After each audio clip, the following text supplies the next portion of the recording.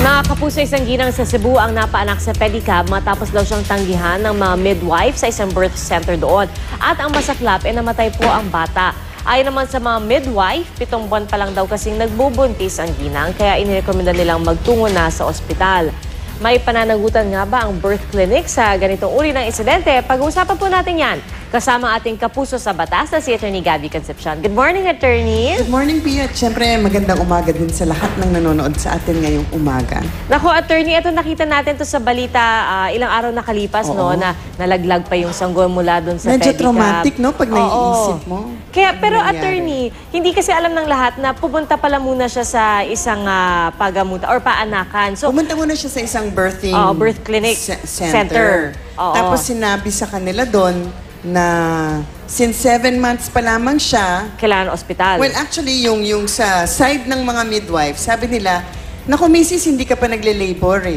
Pero 7 months ka pa lang, so kung nag-uumpisa ka na talagang mag-labor, dun ka sa district hospital kasi wala kaming facilities para sa premature babies. So, okay lang ba yun? Or may pananagutan pa rin yung birth clinic kapag sinabi nila na yun yung dahilan nila na wala silang facilities? Well, of course, kailangan magkaroon ng masusing investigasyon sa nangyari sa isang banda. Tulad nga ng sinabi ng mga midwife, premature ang baby kaya nila pinapunta sa district hospital kasi nga wala naman silang mga facilities to care for a premature baby. Birthing lang sila, kumbaga panganakan in the normal course. Yung 9 months, mukhang walang komplikasyon. Pero so may karapatan yung birthing center na talagang tumanggi ng isang pasyente? Well, hindi naman talagang karapatan na tumanggi ng pasyente but in a roundabout sort of way. Katulad nung batas natin na bawal mag-require ng deposit except kung emergency, okay? Kung emergency, kailangan talagang bigyan ng first aid, kumbaga, yung pangunahing lunas, yes. Pero kung hindi naman talaga emergency, pwede silang mag-refer to another hospital kung ito ay dahil sa inadequacy ng medical capability ng facility or hindi kakulangan ng kakayanan ng mga staff. Pero sa itong kaso na to, syempre mapapaisip ka rin, sa isang banda naman, pwede nating sabihin na baka hindi nga nila dapat pinaalis ka agad ng mga midwife. Baka dapat nag-check muna sila kung manganganak na nga ba talaga o hindi. Si Mrs. kasi posibleng may pagpapabaya kung obviously in labor na yung nanay. Tapos sinabi nila na, wag kayo dito, di ba? Pumunta na kayo sa iba. So sa kabilang banda, kailangan din naman nating isipin, pang-siyam na anak na to pala ng mag-asawa. Di ba? And for those of us who have had multiple births, alam mo naman na with each birth, parang mas mabilis lumabas yung bata. So baka hindi rin inaasahan na isang ganun lang ilalabas na yung bata. Kasi pang-siyam na anak nito. So baka meron ding, kailangan din nating malaman, baka merong ibang medical condition na siyang makaka-apekto sa kanyang magiging maagang panganganak.